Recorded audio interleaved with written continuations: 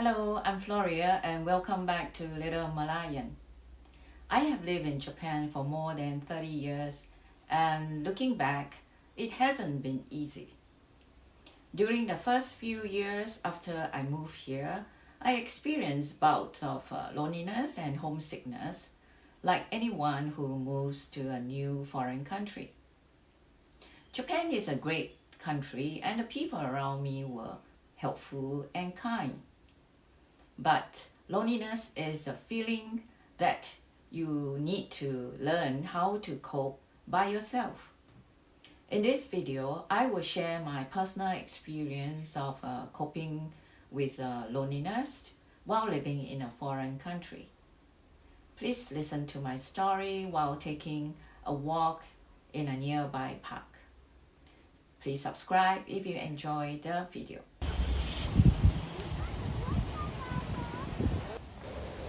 When I first came to Japan, I was always comparing the ways things were done in my country and here in Japan.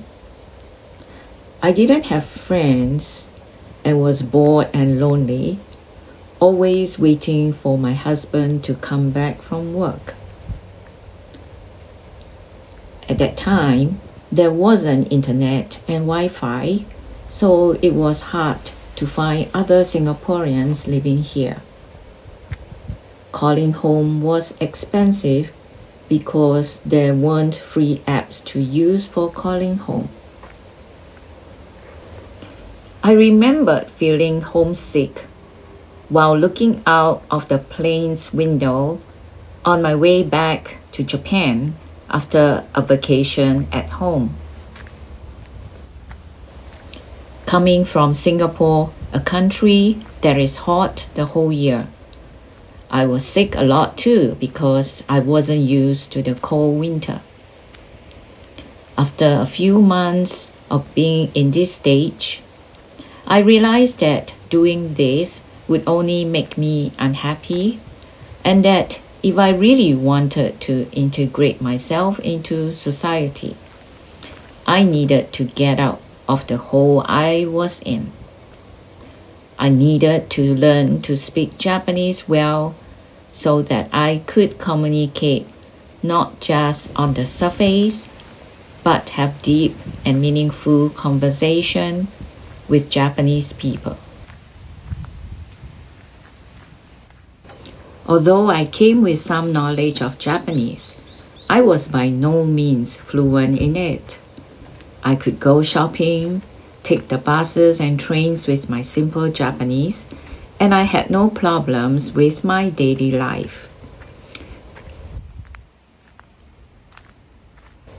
But after we moved, I needed to speak more Japanese with my neighbors about carrying out the different duties of living here. I also needed to speak more Japanese after my son was born, going to the doctors, regular checkups when he was a toddler and after he started school. I needed to communicate with his teachers and other parents too.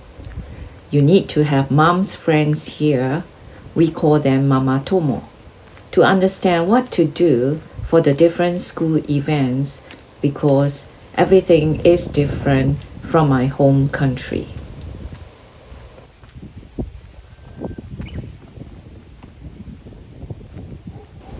In Japan, there are entrance ceremonies, graduation ceremonies, even from elementary schools, sports days, music festivals, and other events.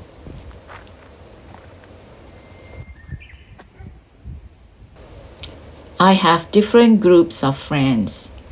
Japanese friends who are mothers of my son's friends from elementary schools. Japanese friends from my son's junior high school, and my own group of foreigner friends. You need to be aggressive, and although it wasn't easy to be accepted into the groups, being able to speak the language will definitely make a difference. We used to meet weekly at the park with our kids, planning trips like going to the zoo or pools and having barbecues in the summer. Having a child definitely did help a lot in making friends. Japanese society is still, on the whole, very family-oriented, and you can see young families out at the parks on the weekends and during the holidays. I know people who have lived in Japan for years and have no problems getting by without the language. It is their choice and maybe they are happy too. But in my case, learning the language definitely helped me to get integrated and be accepted. And to be able to communicate my thoughts, help my Japanese friends to understand me better. I'm not here as a tourist, so I don't want to be treated as a temporary visitor. If you are in the same situation as I was years ago, make an effort to learn the language of the country and take the first step to make friends.